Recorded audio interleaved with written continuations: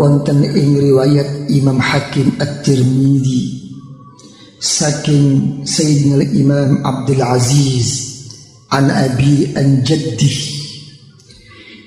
ing riku Rasulullah sallallahu alaihi wa alihi wasallam langkung jelasaken malih ingkang sanget jelasipun ing pundi penjelasan kala wau dipun aturaken dening Rasulullah sallallahu alaihi wa alihi wasallam dawuhipun tu'radul a'mal yaumal isnaini wal khamis 'ala Allah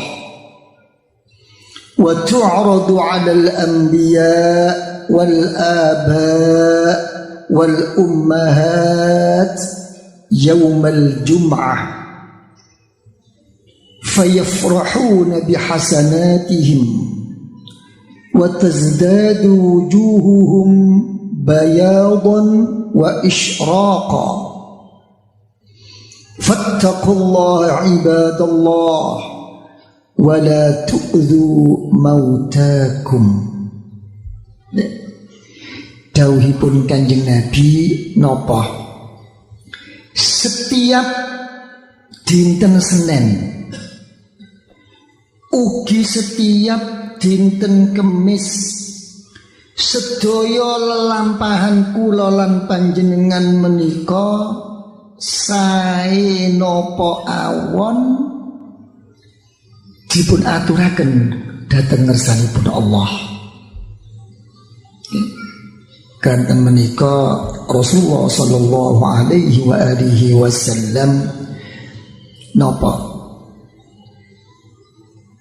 panjenenganipun saben dinten Senin dinten Kemis napa nglampahi poso. Kanten napa? Kanten panjenenganipun Kanjeng Nabi napa? Kagungan pengajeng-ajeng wonten ing salebetipun manahipun napa ingkang dipun ajeng-ajeng wekdal lelampahanipun menika dipun aturaken dhateng ngersanipun Allah piyambakipun wonten ing keadaan ibadah puasa dhateng ngersanipun Allah. Iki lajeng saben dinten Jumat sakbadanipun lelampahan kula lan panjenengan menika dipun aturaken dhateng ngersanipun Allah, dipun aturaken dhateng para nabi, dipun aturaken dhateng para bapak ibu. Kranten menika para ulama salaf kagungan napa lelakon ingkang istiqomah setiap dinten Jumat niku napa sami ziarah dhateng tiyang sepuhipun. Ziarahipun niki menapa? Napa namung wekdal tiyang sepuhipun menika wekdal sampun pejah mboten? Senajan tiyang sepuhipun tasih gesang dinten Jumat niku sami ziarah. Malah cara pelaksanaanipun meniku napa?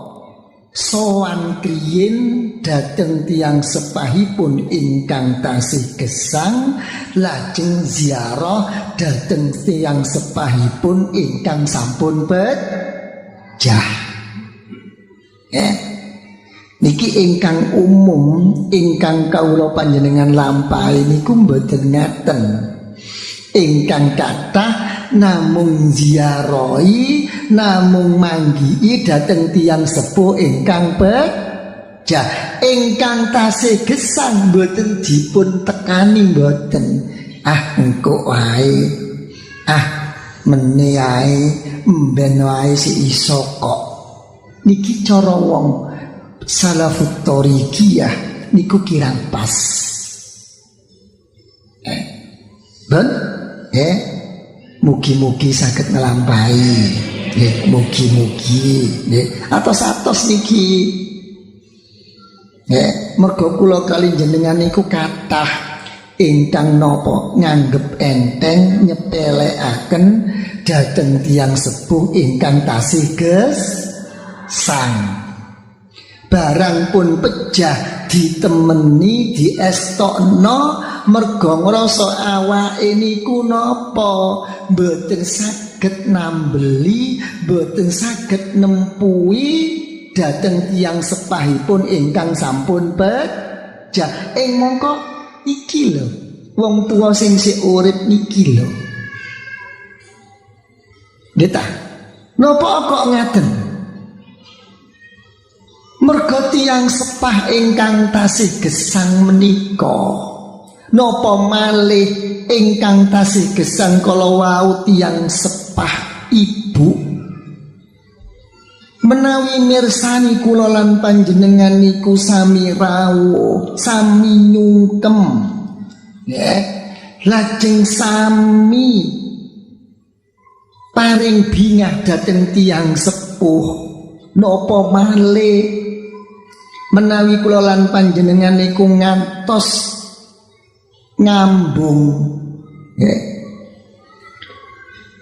dhateng bathukipun tiyang sepah ing antawisipun mripat kalih, bingahipun tiyang sepah menika dadosaken piyambakipun ndonga dhateng ngersanipun Allah.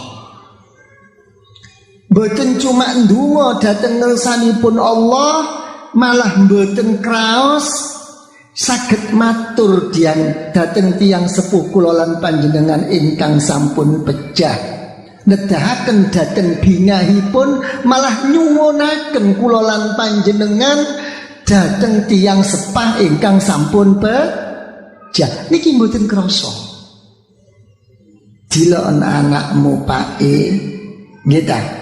Mek terusi bapake diloken anakmu ibune ingkang sampun pejah. Nggih, cek gatine karo aku, cek temene karo aku, cek sayange karo aku. Nggih, diloken anakmu. Niki mboten kraos nyuwun dhateng ngersanipun Allah. Nggih ta? Melalui tiyang sepah ingkang sampun pejah dhateng ngersanipun Allah. Cobi sampean bayangno niki. Jembatan kula kali panjenengan niki napa? Kepingin dadi wong sing saleh, kepingin dadi wong sing genah, kepingin dadi wong sing slamet, kepingin wong sing dadi mulya. Resep kunci lawang sing pertama niku napa? Mek iso dadi wong sing saleh tapi nyolei teng wong tuane dhewe dhisik. Niki lho. Mboten krasa. Nggih ta?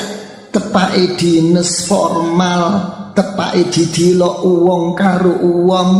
Cek iso ngajak teng pangeran, sek temene oleh digawa teng pangeran, cek nggatekno, cek estune, tapi barang ngadepi wong tuwa loro. Nggih ta? Napa niku tasih gesang, napa sampun pejah dina werna loro niki kadang-kadang niku. Niki lho.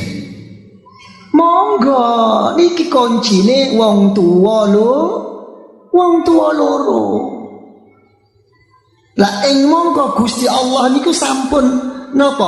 Paring tuntunan liwat panjenenganipun Rasulullah sallallahu alaihi wa alihi wasallam, napa ingkang dados tuntunanipun niku?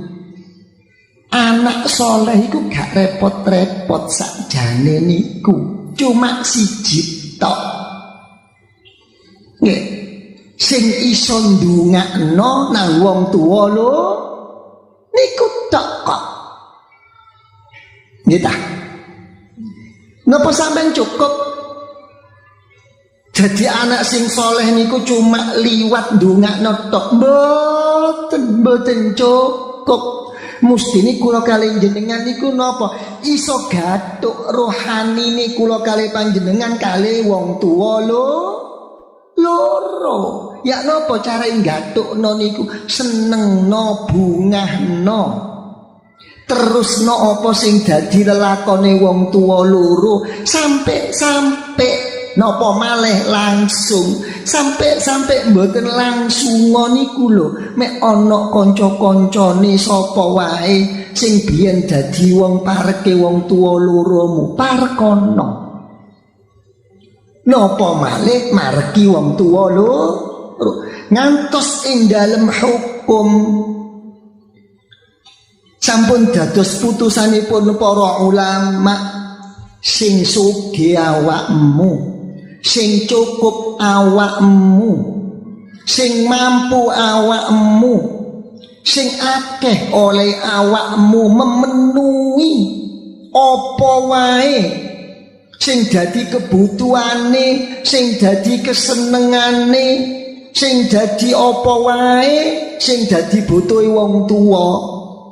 Tapi oleh kon menuhi nyenengi wong tuwa niku cuma liwat bangsa dunya tok.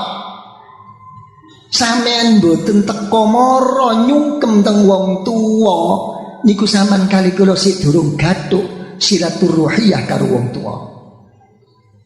Niki pun cekelan niki. Wis tak cukupi kok. Wis tak penuhi kok. Wis tak paringi kabeh kok. Nggih, wis beres kabeh gak ono kurangi. Kathah kadang-kadang anak kaya ngeten niku. Nggih napa mboten? Niki lho. Nggih. Lah mek sampeyan niku kali kula nggak ada sifat kaya ngeten. Mek kira-kira wong tua kula kali sampeyan niku lajeng dawuh, "Nak, tak dilok-dilok kon niku gak tuman cungak-cunguk. Tak dilok kon gak tuman dilok keadaanku, tak dilok kon gak tuman nakokno aku. Lah kon niku kok cuma kirim-kirim duit tok ae karo aku, Nak. Apa aku minangka wong tuamu, Mak, minangka sing ikhlas karo awakmu, Nak? Ape kon tuku karo donya sakmono tok ta?" Niki jangan-angen niki. Nggih. Ojo nyepelekno, ojo. Kadang-kadang kula kali sampean niku mboten saged ngrayangi, isoe cuma nyalakno anak putu. Nggih napa mboten? Mek kedaden apa-apa karo anake. Nggih ta, anake sing selalu disengeni, disalahno, tapi awake dhewe minangka kaca anak secara rohani, ya apa kok niku karo wong tuamu dhewe. Nggih napa mboten?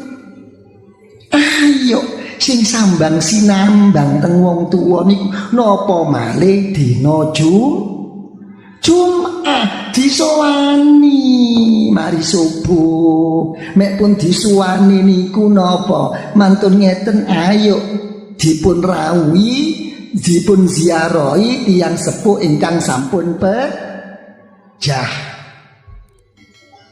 gitu. Tapi nggih kula kedateng tiyang sepuh kula niki, merga niki luwih alim tinimbang ibu kula. Merga niki luwih hebat tinimbang bapak kula, ibu kula. Mboten urusan. Endi sing luwih alim sing mboten luwih alim, endi sing paling jagoan mboten luwih jagoan. Cuma kula kalih sampean nglunggokno minangka anak. Kadang-kadang ngeten niku. Nggih tak gak seneng aku karo ibuku, gak seneng aku karo bapakku. Sing bener sakjane iki iku. Terus akhirnya ngono beda. Niki kathah napa mboten? Nggih tak luweh mandi iki mergo iku luweh urusan pinter gak pinter luweh gak luweh niku mboten urusan kula kali panjenengan. Urusan kula kali panjenengan iki napa? Minangka anak ngabekti mangawula dhateng tiyang tua. Titik. Pun. Niki cekelan Dagelan niki mboten ujug-ujug. Nggih ta, kathah tiyang kadang-kadang niku nggih ta mboten nglunggukno. Misale sampean sowan dhateng guru sampean utawi sampean niku sowan dhateng para kiai-kiai. Nggih ta. Kadang-kadang niku mboten ngreken kali wong kanan kiri niku. Nggih napa mboten? Mboten ngreken. Kula mboten ngetenan pun, sing penting kula kepanggih kiai kula. Nggih ta? Sing jaga gerdu mboten dianggep. Nah, niki kathah napa mboten? Nggih ta? Lho niki kudu dilonggokno. Kados panjenengan kali kula wekdal ing Madinah sowan dhateng panjenenganipun Rasulullah sallallahu alaihi wa alihi wasallam. Nggih ta? Ing riku panjenengan dipun aturi, ayo ulu salam menyang Rasulullah sallallahu alaihi wasallam. Mek wis kowe ulu salam menyang Rasulullah, rada mundur titik. Nek lajeng miring teng kiwae titik. Ya. Menawi madhep ngetan, madhepi mayite nggih rada napa minggir teng kanan titik. Uluk salam dhateng Sayyidina Abi Bakar Siddiq radhiyallahu an. Mari ngono mundur maneh titik, terus rada menggok nganan napa ngiri titik. Terserah teng pundi sampean niku, wekdal teng ngajengi Rasulullah napa teng wingking Rasulullah, mek wis ngono ulu salam menyang Sayyidina Umar bin Khattab radhiyallahu an. Kathah kula kelin jenengan niku napa? Angsalipun donga dhateng Rasulullah sallallahu alaihi wa alihi wasallam minangka wasilah rabita dhateng ngersanipun Allah, boten liwat Sayyidina Abi Bakar Sayyidina Umar Khattab radhiyallahu an, langsung dhateng Rasulullah. Niki cara wong thariqah boten tepak ngeten niku. Ayo kudu napa liwat Sayyidina Abi Bakar Sayyidina Umar radhiyallahu anhu, liwat mriku dhisik, wong niku sing jaga kok. Nggih ta? Niki kathah niki.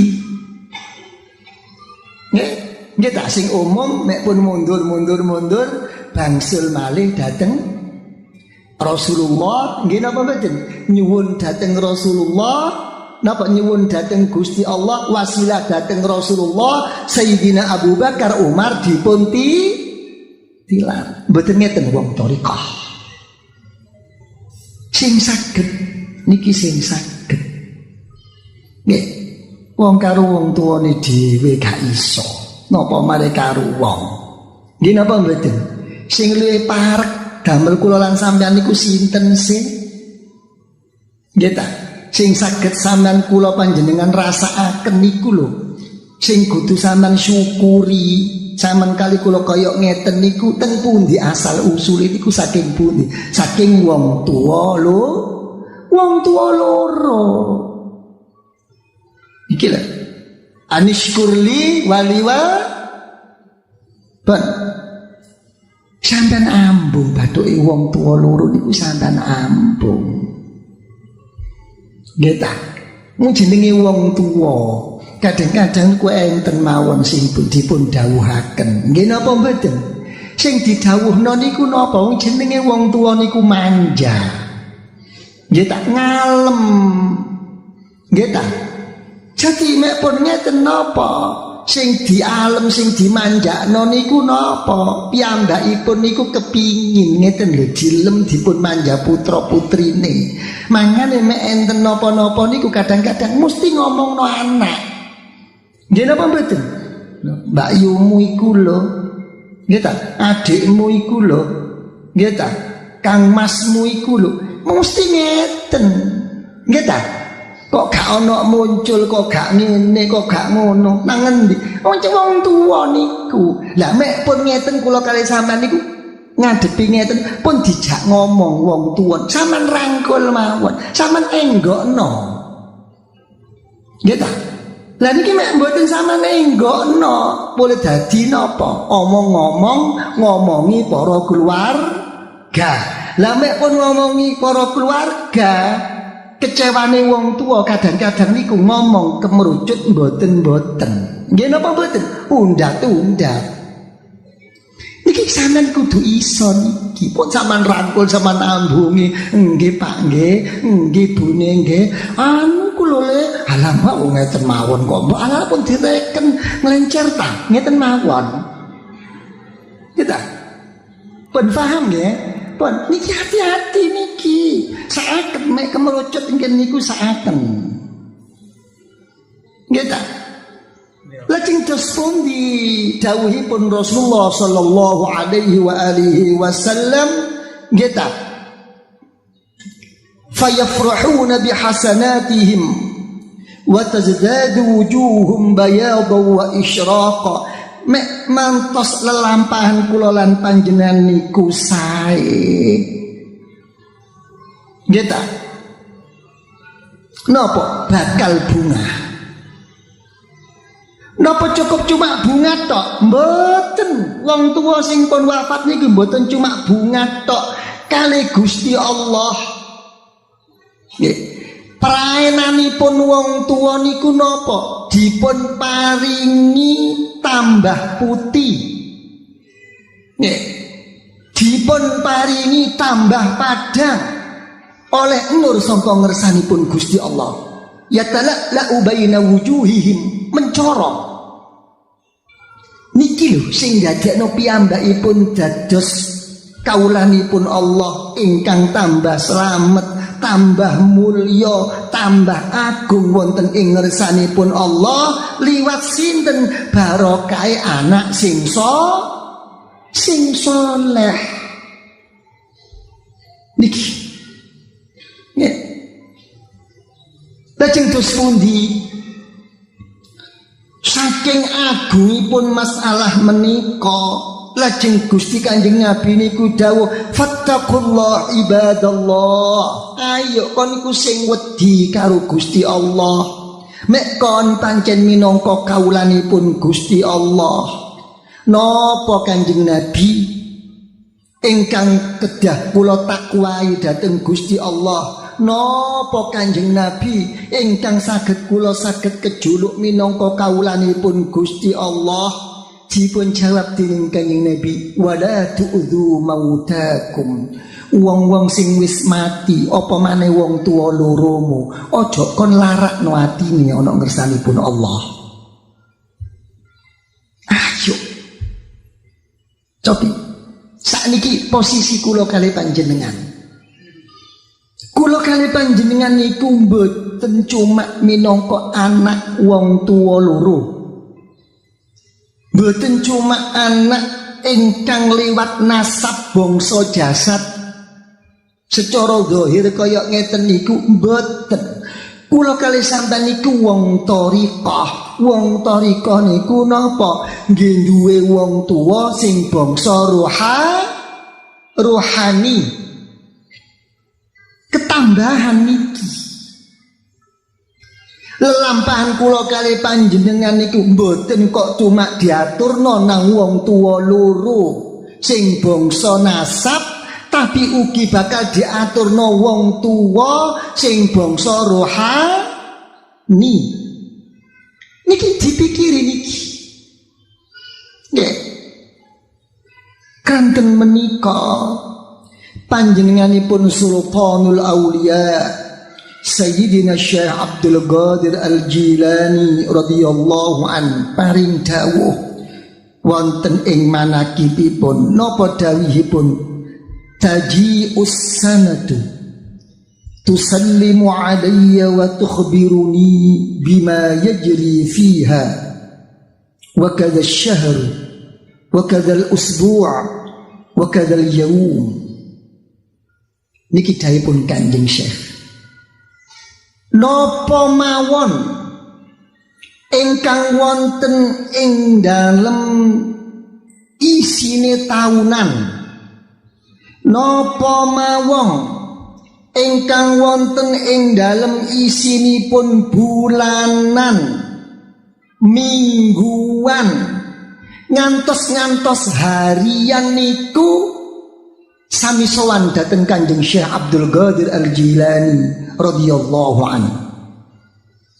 Niki sowan niki, wong enten daftare kok. Kula kali panjenengan niku enten daftare niku. Nggih ta? Enten laporane niku, laporan harian, laporan mingguan, laporan bulanan, laporan tahunan niku wonten dhateng para guru niku. Niki ngantos Kanjeng Syekh Abdul Qadir Al-Jilani radhiyallahu an paring dawuh wa izzati rabbi innas su'ada wal ishqiya yu'raduna alayya wa yuqafuna ladai. Aku sumpah menyang Gusti Allah. Niki dawuhipun Kanjeng Syekh. Uwong-uwong sing bejo, uwong-uwong sing cilaka, iku besok bakal dilerehno, bakal dindek, bakal padha madhep ana ing ngarepku kabeh.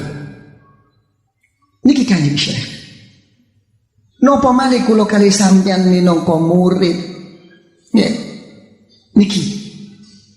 Lajeng dos pundi Kanjeng Syekh menawi catatan-catatan tahunan, bulanan, mingguan, harian matur dipun aturaken dhateng ngarsa panjenengan ngantos besok wonten ing ngersanipun Allah, wonten ing dinten kiamat.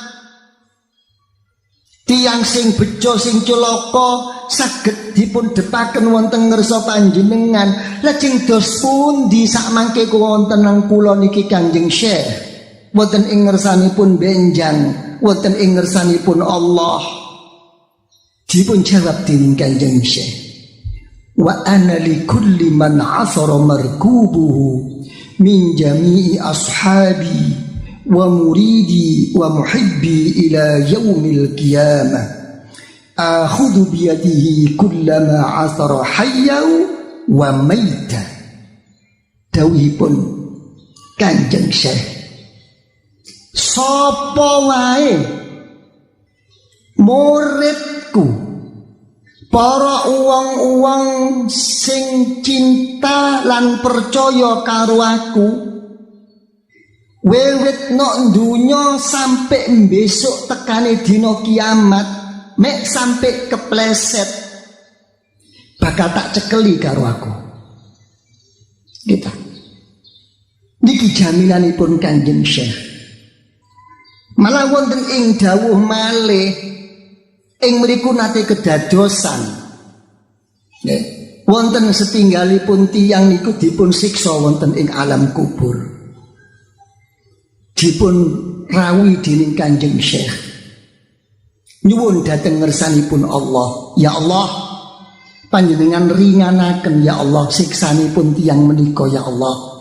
Kantheng tiyang menika ya Allah nate liwat mlebet dhateng madrasah kula. Lho cuma liwat tok, cuma mlebet tok, sik durung minangka wong sing cinta napa malih minangka murid. Iku dipun suwunaken dhateng ngersanipun Allah supados dipun ringanaken siksanipun dening Gusti Allah. Niki merga napa niki, liwat pundi niku? Liwat i'tikad. Nggih, aja didelok liwate tok nok sekolah, aja diliwate tok merga teka, aja dilok oleh ngrungokno ngajine tok, mboten. Sing digawa niku i'tikate niku lho sing digawa. Niki dadi napa? Mirsani menika dawuh kawula kali panjenengan boten saged matur napa-napa, namung adedonga dhateng ngersanipun Allah. Napa ingkang dipun atusaken dhateng ngersanipun Gusti Allah. Ya Allah, mugi-mugi panjenengan dadosaken kita sedaya ya Allah ugi sedayanipun keluargi kita sedaya ya Allah, putra putri kita sedaya ya Allah, sederek kita sedaya ya Allah, ugi jamaah-jamaah kita sedaya ya Allah, panjenengan dadosaken ya Allah, dados kawula panjenengan ya Allah ingkang kagungan i'tiqad, ingkang kiyat dhateng Kanjeng Syekh ya Allah, minangka tiyang ingkang saged nderek ya Allah, senajan kedhi oyak napa mawon ya Allah dhateng Kanjeng Syekh ya Allah, ugi minangka kawula panjenengan ya Allah ingkang cinta dhateng Kanjeng Syekh ya Allah, ugi ingkang dados muridipun ya Allah. Kranten menika sedaya ya Allah, mugi-mugi panjenengan ngempalaken ya Allah dhateng sedayanipun kita sedaya ya Allah, kempal kelayan Kanjeng Syekh ya Allah, fi maq'adi sidqin ya Allah, wonten ing pelenggahan ingkang estu wonten ing ngersaipun panjenengan ya Allah, wonten ing kempalan-kempalan ingkang sanget luhur mulya agungipun ya Allah, wonten ing ngersa panjenengan ya Allah, kempal kelayan sedayanipun ma'an nabiyyin was-siddiqin wasyuhada'i was-salihin wa hasuna ulaika rafiqa birahmatika ya arhamar rahimin. Amin ya rabbal alamin.